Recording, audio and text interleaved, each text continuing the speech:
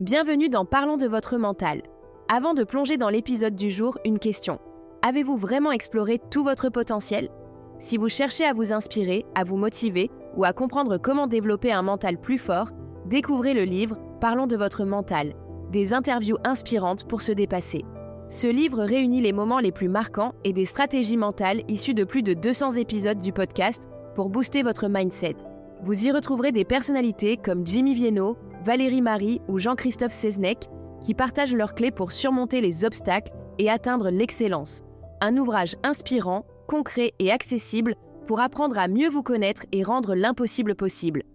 Disponible dès maintenant sur parlonsdevotremental.fr, Amazon Cultura, la Fnac et en version e-book sur Google Play Livres, maintenant place à l'épisode du jour.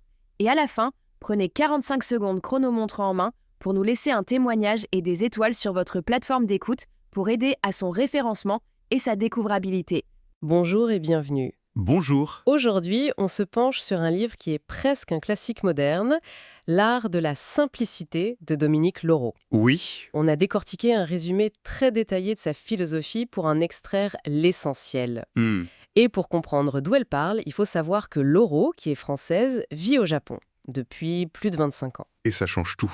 Son approche est complètement imprégnée de cette philosophie zen. Exactement, la simplicité, pour elle, ce n'est pas un manque, c'est au contraire une valeur, une forme de richesse. D'abondance même. C'est ça, on va explorer ça en 3 temps, comme elle le propose. D'abord, notre rapport aux objets, Le matériel. ensuite, le soin du corps, Le premier de nos biens. et enfin, le plus complexe peut-être, le travail sur le mental. Et il y a tout de suite une idée reçue à déconstruire. Ah oui, Laquelle ? on imagine souvent que le minimalisme, c'est une sorte de laisser-aller, une vie sans effort. Oui, un peu passif. Or, Lauro, elle dit que c'est tout le contraire. Vivre simplement, ça demande une discipline, un effort conscient. Surtout au début. Surtout au début, oui. Pour aller à contre-courant de nos habitudes.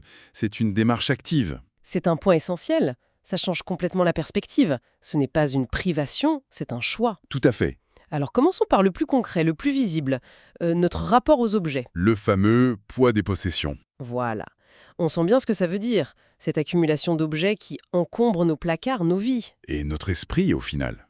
Elle dit que se désencombrer, c'est un geste fort. Un geste fort, oui, parce qu'il nous oblige à faire un tri qui n'est pas que matériel. C'est-à-dire ?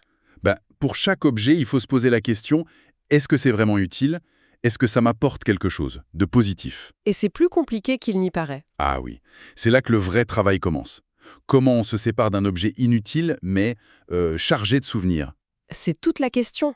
On a tous ces cadeaux, ces héritages qu'on n'aime pas, mais qu'on garde par culpabilité. Bien sûr. Quelle est sa réponse à ça ? Sa philosophie, c'est que le souvenir est en nous, pas dans l'objet. Hmm. L'objet n'est qu'un déclencheur, souvent un déclencheur qui prend la poussière. En le laissant partir, on ne trahit rien du tout. On fait de la place. On lui fait de la place à l'intérieur. Et du coup, on transforme notre maison pour qu'elle respire. Elle parle de 3 principes pour ça. Oui, Fluidité, pour pouvoir circuler. Versatilité, un bel objet peut avoir plusieurs usages. Et ce qu'elle appelle la décoration zéro. Exactement. Décoration zéro, ça sonne un peu radical, non ? On imagine tout de suite des murs blancs, un vide total. C'est provocateur, c'est sûr. Mais l'idée, c'est pas de vivre dans un monastère. D'accord. C'est plutôt d'accueillir le vide comme un élément de décoration en soi. Un espace aéré où la lumière circule, c'est apaisant. L'objectif, c'est de remettre les personnes au centre, pas les objets. Voilà. C'est l'application directe du fameux « moins, c'est plus ». On peut prendre l'exemple de la garde-robe, c'est très parlant. Ah oui, le stress du matin. C'est ça, ces conseils sont très pragmatiques. Une palette de couleurs limitée, des coupes sobres et surtout... Le mantra « peu de pièces mais de qualité Exactement. Et ça résonne beaucoup avec une consommation plus responsable, plus actuelle. ». Tout à fait.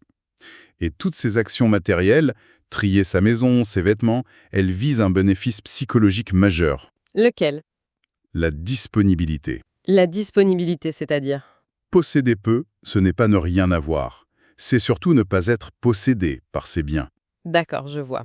Quand on passe moins de temps à ranger, nettoyer, s'inquiéter pour nos affaires, on libère une charge mentale énorme. On devient plus disponible pour autre chose. Pour les autres, Voilà, pour une conversation, pour l'imprévu, on est plus présent, en somme.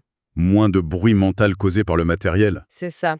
Et elle pousse la logique assez loin. Comment ça... Elle dit que ça aide même à faire face aux grands imprévus de la vie, comme la maladie ou la mort. Avec plus de sérénité. Parce qu'on est moins alourdi par tout ce qu'on possède. Moins ancré dans le matériel. Et cette idée de libérer son espace, de laisser entrer la lumière, ça trouve un écho direct et assez puissant dans la façon dont elle aborde notre propre corps. C'est une transition parfaite. Pour elle, les deux sont liés. Un esprit clair dans un corps sain, dans une maison saine. Alors, quand on parle de soins du corps, on pense tout de suite produits cosmétiques. Oui, les routines. Mais elle commence ailleurs. Elle affirme « être beau, c'est d'abord être soi ». Qu'est-ce que ça veut dire concrètement?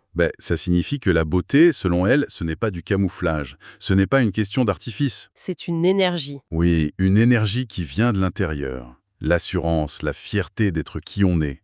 Et elle identifie très clairement les ennemis de cette beauté. Lesquels?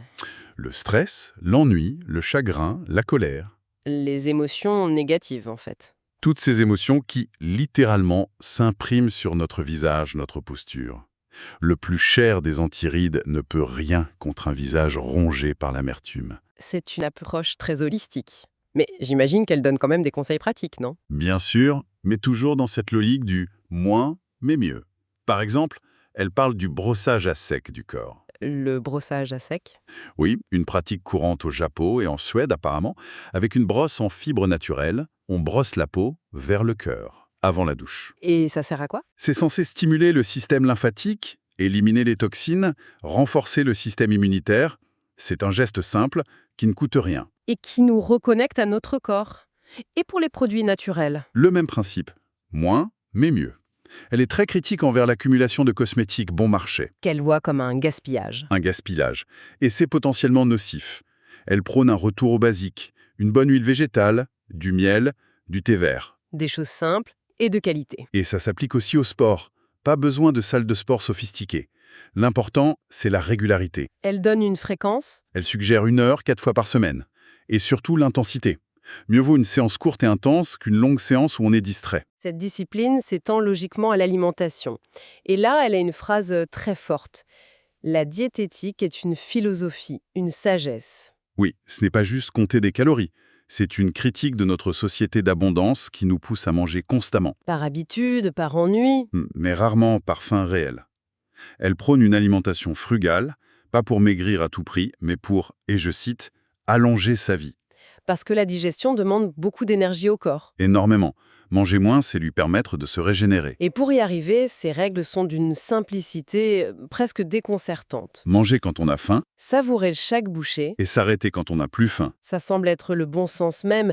Et pourtant, c'est si difficile à appliquer. Pourquoi? Parce qu'on est déconnecté de nos sensations. Elle a cette formule très juste. Nous avons plus souvent faim dans notre tête que dans notre corps. On mange nos émotions. On mange par habitude, à heure fixe.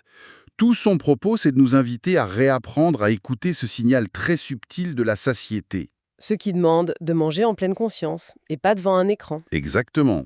Écouter son corps. Ce qui nous amène tout naturellement à l'étape suivante, écouter son esprit. Ou plutôt, faire le silence dans son esprit. C'est ça, la troisième partie de sa démarche, le mental. Et on sent que c'est là que tout converge. Absolument. Le désencombrement matériel, le soin du corps, ce sont des préparations.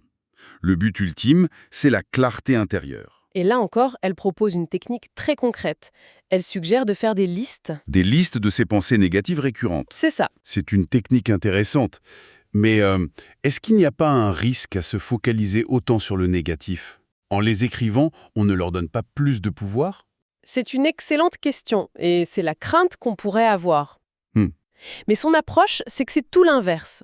L'acte d'écrire, c'est pas pour méditer dessus, c'est pour extraire la pensée de notre subconscient. Pour l'objectiver. Voilà. C'est un peu comme désherber un jardin.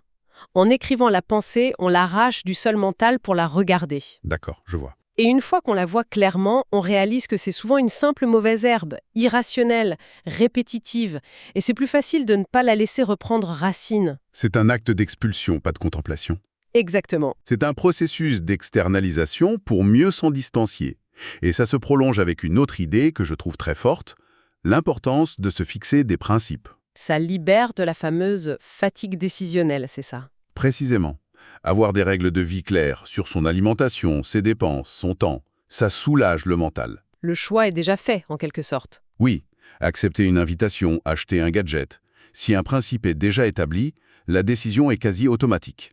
Ça libère une énergie mentale considérable. Et c'est dans cette même logique qu'elle aborde la méditation. Oui, et elle la rend très accessible. On est loin de l'image du moine en position du lotus. Non, c'est beaucoup plus simple. Pour elle, méditer, c'est avant tout rechercher un état de non-pensée, un simple moment de calme, même court, pour laisser le tumulte se déposer. Devenir indépendant et libre. C'est une vision de la méditation comme un acte de libération. Et cette idée de simplification, elle l'applique de manière assez radicale à nos relations humaines. Oui, simplifier son carnet d'adresses, ça peut paraître un peu dur, Ça l'est. mais l'idée, c'est la qualité plutôt que la quantité. Consacrer son énergie à quelques amis très bien choisis.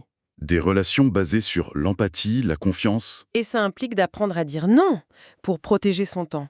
Et paradoxalement, d'apprendre à vraiment écouter quand on dit oui.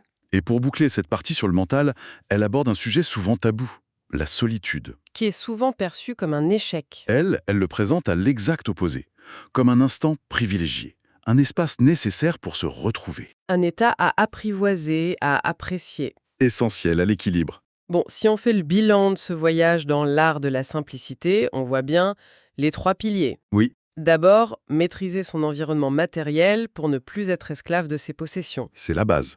Ensuite, prendre soin de son corps comme d'un allié, avec des gestes simples et respectueux.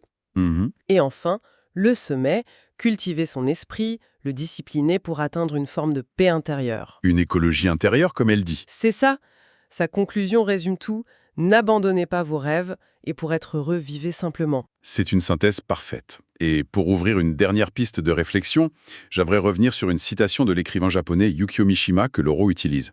Je vous écoute. Mishima écrit ceci. « Il ne faut pas penser à quelqu'un comme à un corps, mais comme à un courant d'énergie vitale. » C'est une pensée très puissante. Oui, Ça change toute la perspective. en effet. Ça nous invite à nous voir et à voir les autres, non plus comme des entités matérielles fixes, mais comme des flux, des dynamiques. D'accord. Et ça amène une question assez vertigineuse pour finir.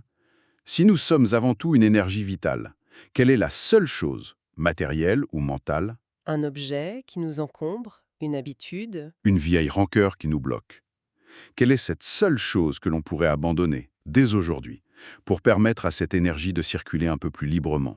Merci d'avoir écouté Parlons de votre mental. Si cet épisode vous a inspiré, ne vous arrêtez pas là. Découvrez le livre Parlons de votre mental. Des interviews inspirantes pour se dépasser. Une véritable boîte à outils mentale issue de plus de 200 épisodes du podcast.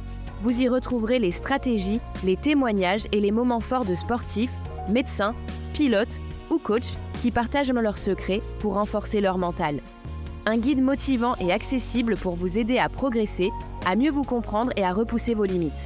Disponible sur parlonsdevotremental.fr, Amazon, Cultura, la Fnac et en version e-book sur Google Play Livres. Parlons de votre mental, parce que tout commence dans la tête.